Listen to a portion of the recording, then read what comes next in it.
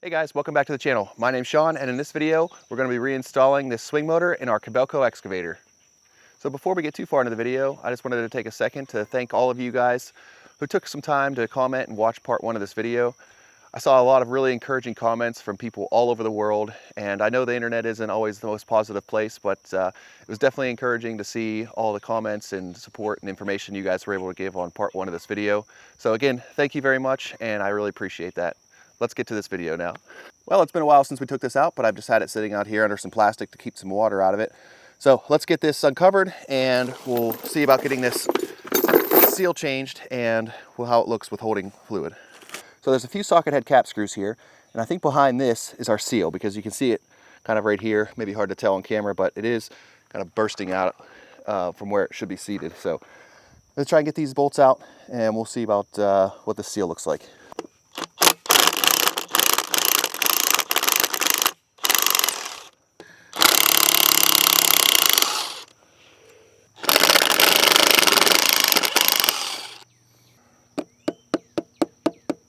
So it looks like there's a seam right here where my thumbnail is, but I'm not sure if it comes off of this flange back here or this seal up here.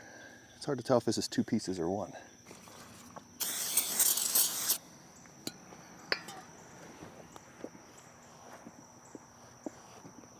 Okay. Gave a little flange right here. It looks like I should be able to pry this apart.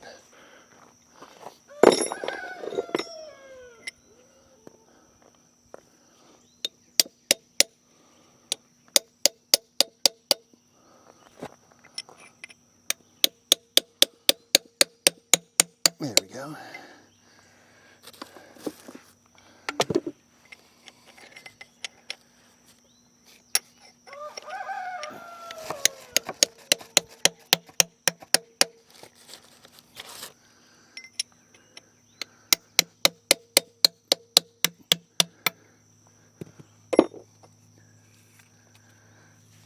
Okay. Oops.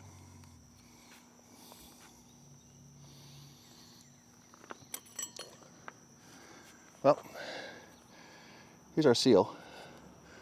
So, completely ripped. Tension spring or whatever you'd call these things, completely ripped out. So, yeah, I don't think this was doing much at this point. So, here's our new seal. Here's our part number. There's our part number. So let's get this thing in.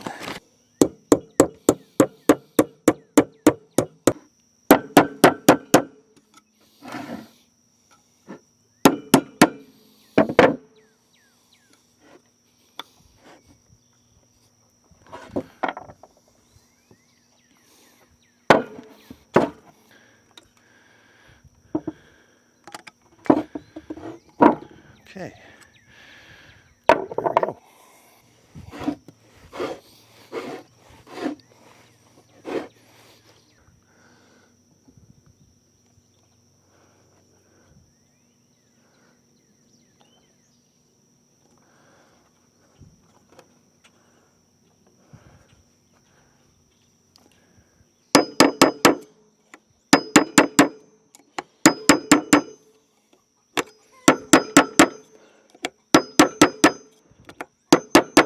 Okay, so I was able to just tap this in, and it's basically flush with this flange on the top. And once I got it somewhat started, I was able to move up to a bigger blunt chisel here.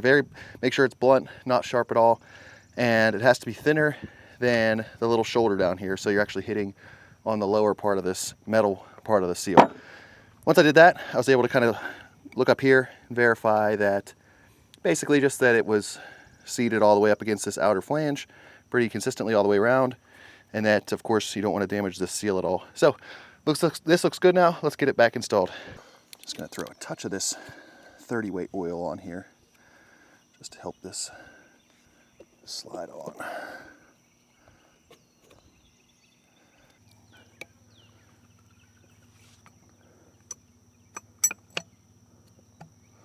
That's a pretty good fit.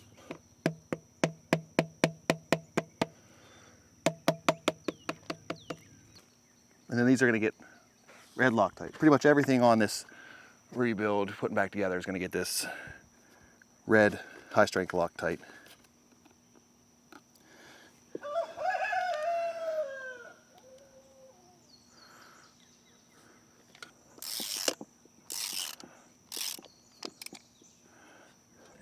Okay, so that is now on and torqued down.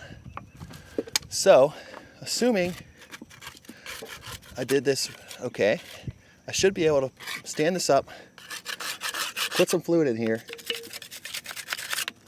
without any leaking out. So let's see what happens.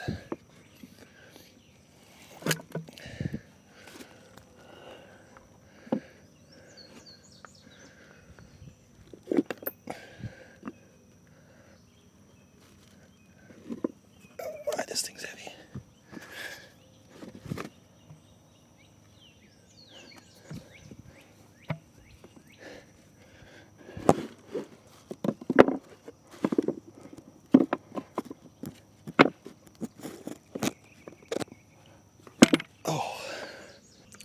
Okay, so we have a quart of SA30 going in. Let's see how our luck is. You don't see anything yet. I'm gonna throw one more quart in just for good measure and see.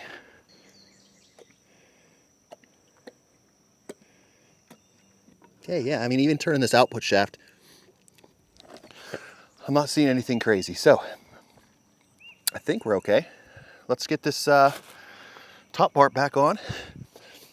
So for this, I'm actually going to, I took it out in two parts just because those socket head cap screws were pretty tough to get to.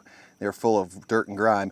But now that they're clean, and I trust myself to put them back in since they have the Loctite on them, I think I'm gonna reassemble the top half, reassemble this whole unit, and then drop it in as one instead of trying to do bottom and top. That's the plan. We'll see if I regret it later. All right, so I gave this a quick clean. Just wanted to make sure I was keeping as much dirt out of here as I could. So if I remember this right, the drain was towards the rear of the excavator and the fill port was on the cab side. So I believe we're clocked with this fill port needing to go this way. These, I remember for sure, these two bigger hoses were forward. So maybe I'm backwards on that. These two fill ports need to go forward, aligning with this farmost bolt hole here. And I don't see any kind of seal surface here between this flange and this. There is this little lip here, so I guess that's why you don't need it, because this lip is kind of machined in there. So probably wouldn't hurt to throw a little smidge of RTV on there, so might do that. Just to help it out a little bit. And then this piece will be clocked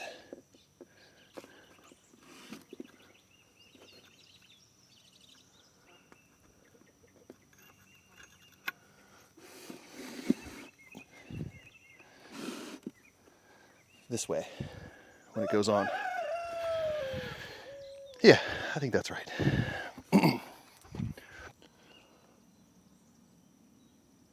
Okay, I think that'll help. Whew, okay, let's see what happens here. I do have one bolt somewhere here that didn't want to come out. So that one will have to line up first. So I get these holes cleared out.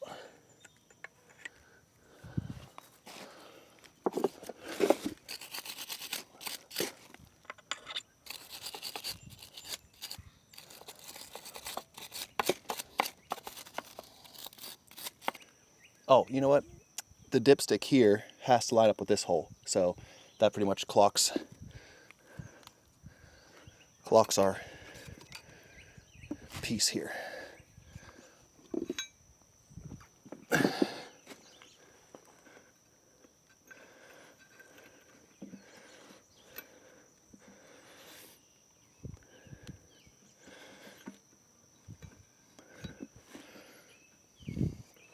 Just have to turn this output shaft a little bit until it pops down in here. Oh, maybe. It's a two-man job. Oh, something happened. Okay, can it rotate anymore? Yes, nice, thank you.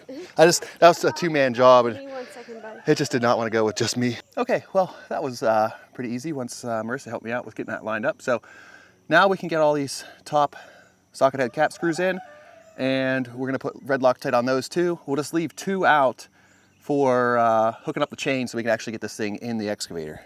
So in addition to these bolts here, we also had this little diverter block, and it went somewhere over here above our one bolt that didn't come out. So we'll get that one in too before we get this back into place.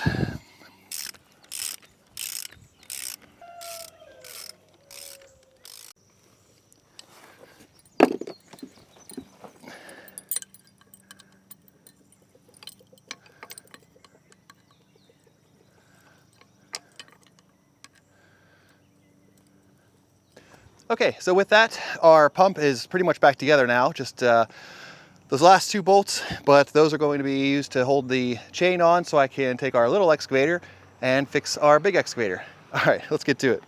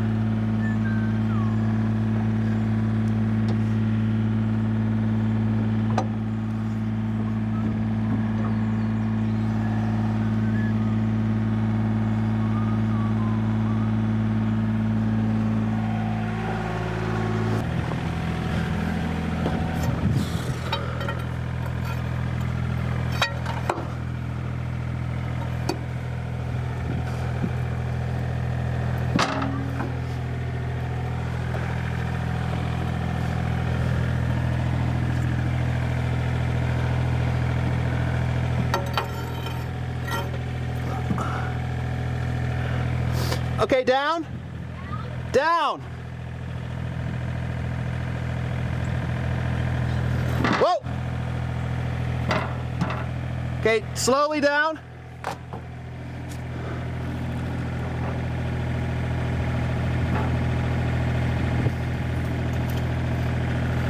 Okay, hold up.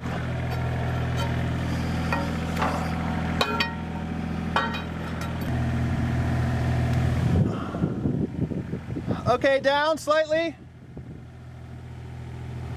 I don't think I'm gonna have enough time to get it in before it starts raining.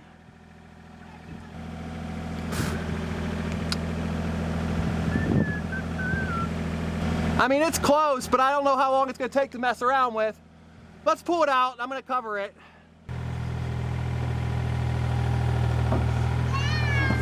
Okay, go ahead. Wait. Okay, up a little bit.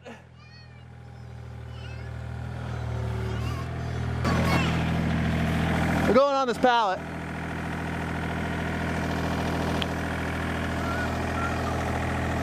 Keep going and come down. Professional. Well guys, it's a new day. Unfortunately, we got that swing motor about halfway in, and the rain clouds started rolling in, so we kind of had to abort pretty quickly, get everything covered up. But it gave me a little bit more time to think, because unfortunately, I think I'm going to have to just take these 2 halves apart again. Only those couple bolts, so really not that much of a big deal. But I'm just worried that the output shaft at the bottom of this motor, you're not able to move it by hand now that I have the pump on the top hooked up to it. And if it doesn't line up perfectly with the ring gear in the bottom of that housing, I think it's going to be a big fight to try to get it to turn or have it line up somehow. So I think long term, my best bet, split these back apart with those Allen bolts we put in, get the lower half put in, and then worry about the top half. So I think long term that might be less work. So let's get this back apart and we'll get the lower half into the excavator.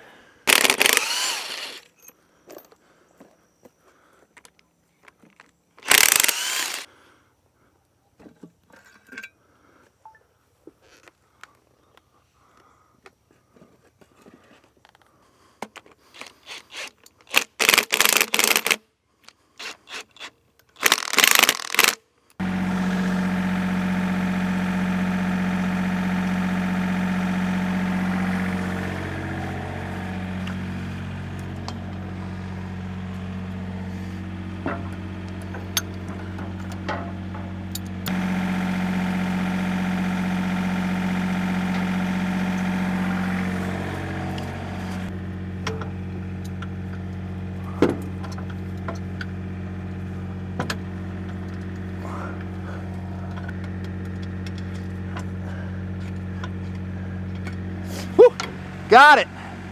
Oh, well, I think it's in. All right, now to just start putting these big bolts in the bottom here.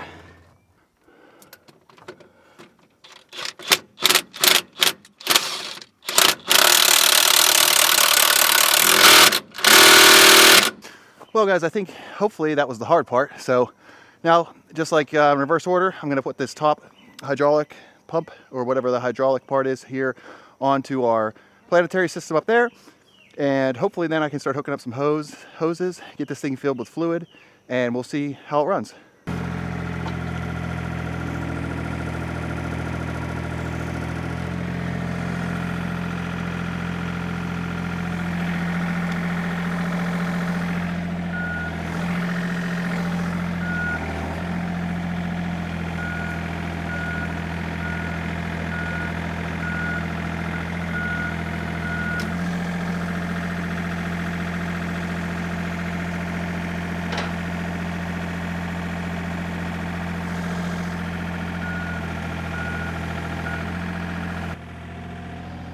Okay, and now down slowly.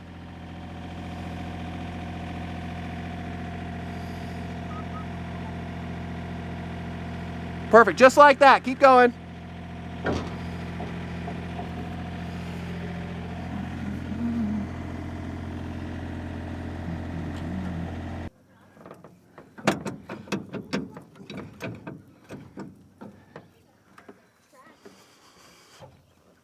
All right guys, well, it's a new day here, and the other day I was able to get the swing motor in and all the hoses and everything hooked up, so it's kind of difficult to film in there, but I was able to get all those hooked up. So now let's get this thing started and we'll see if we have any leaks.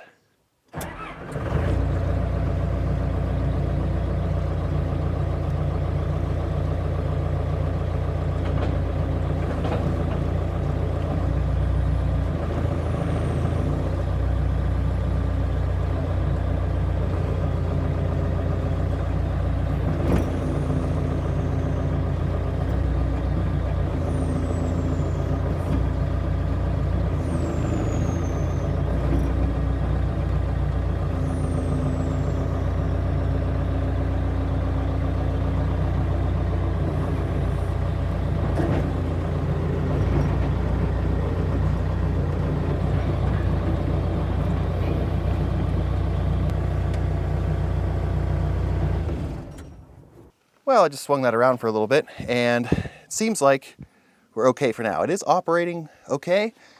I don't see any leaks, but it is pretty wet in here from all the rain and water that was collecting anyway, so I'll just keep an eye on the fluid level.